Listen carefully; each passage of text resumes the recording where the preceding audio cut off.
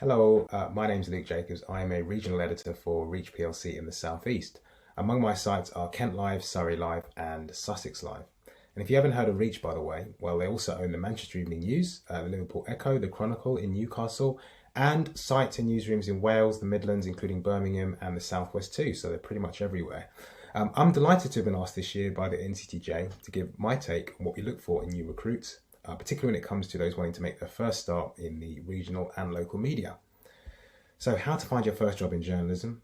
Such a good question, a really interesting one too, because there are several different routes, so it's really important to decide which one you want to take.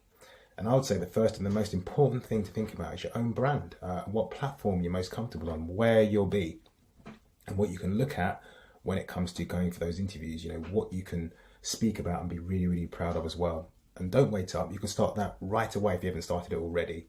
So here's an example. If you wanted to go into sport or say football journalism or reporting, it's very competitive. Perhaps 10 or even 5 years ago, it would have been even more important to start going to matches or games and submitting your own reports to, say, local sports editors. Now, when it comes to building up your own portfolio, you can set up your own podcast or your own YouTube channel, TikTok account, even Facebook, and start to build your presence and your platform there. Similarly with news, features, or any other type of content, think about what platform you're most comfortable on, whether that's visual or audio or just in written form normally, and then start to build up your portfolio there. You can do this while studying for your NCTJ accredited course, or when you're building up to applying for a course which is NCTJ accredited. Also, is there a niche or particular interest of your own that you want to pursue yourself? Think about something you're really passionate about. That could be culture, politics, anything you want at all, and pursue that and start to build up your own reputation with something that you really, really enjoy. You'll find that really helps when you're really into something. You'll find the majority of roles for news reporters as well do need you to have attended a NCTJ accredited course. The reason why is because it shows that you've really learned the crucial basis for a career in regional journalism. The essence of writing news reports, learning about the ins and outs of public authorities, learning media law as well, and the option to learn shorthand, which is a valuable and crucial skill to have. For instance, you need that to report from court. But all of the above aside, what do I look for in a potential new recruit? Well, if you try just one of the things I've mentioned, your CV will certainly stand out. That kind of commitment shown in your cover letter and in your CV, say, getting work experience as well, undertaking an NCTJ accredited course, shows how you're serious and ambitious about making it. You don't have to, and I have to underline this, you don't have to have gone to university or in any way have had a traditionally academic background. But not having that doesn't preclude you from having to put in that extra bit of work and effort just to stand out just that bit more. This is a basic one, but think about your CV. So keep it updated and also applicable to the job you're applying for. So if you're applying to become a news reporter, make a showing of some of those transferable skills you built up in your previous jobs.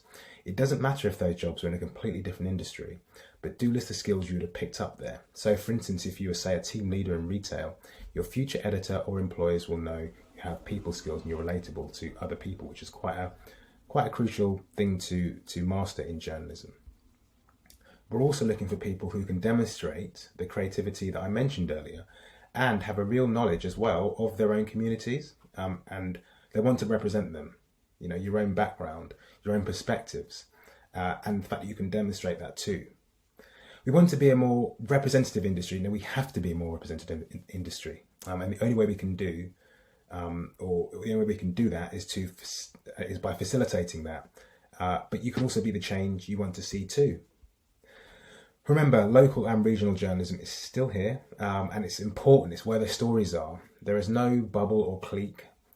So if you feel you need to move to London or Westminster, I would say to have a look at some of the opportunities on offer to work as a regional digital journalist in our cities, our towns, our villages and our counties.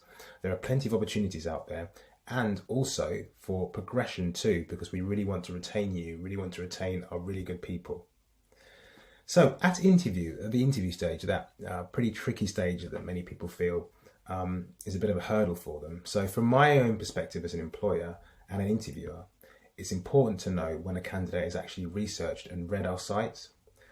You can quickly tell the difference between somebody who's practiced an interview and somebody who's put the work in to find out what we cover, how we cover it, our style, and even just what's leading the site too. Also, be confident and feel confident enough to apply your own experiences and your own perspectives to the interview itself. So for instance, if there's a particular story you've covered that you like or you don't like, tell us why that is, and expand on that too. And here's another tip as well. Use examples of your experience. So if there's a story you're proud of that you've done or something you've done in the past, mention it and go into detail on how you got that to, how you came up with the idea and how you executed it. And here's the most crucial thing too. This might sound obvious, but it's a trap many people fall foul of in interview. Listen to the questions being asked and answer them as honestly as you can. I mentioned earlier about sounding very, very practiced. So I can tell as an interviewer when someone's just given me the exact same answer they've probably given somebody else. So don't fall into that trap. Don't give that vague kind of politician style answer. Be genuine, be authentic. And how can you do that? Well, you can prepare and you can research. Yes, it's a bit of extra work, but it will pay off and it shows. So think about it. We want you to bring yourself to the job and not to feel you have to fit into some kind of box or some kind of perception of what a journalist should be. Put the work in, do your research, have a real think about what you want to cover, expose, shine a light on, start to build up your own platform and your own portfolio. But remember, you are good enough, and all you've got to do now is to start putting that into action to allow yourself to show it.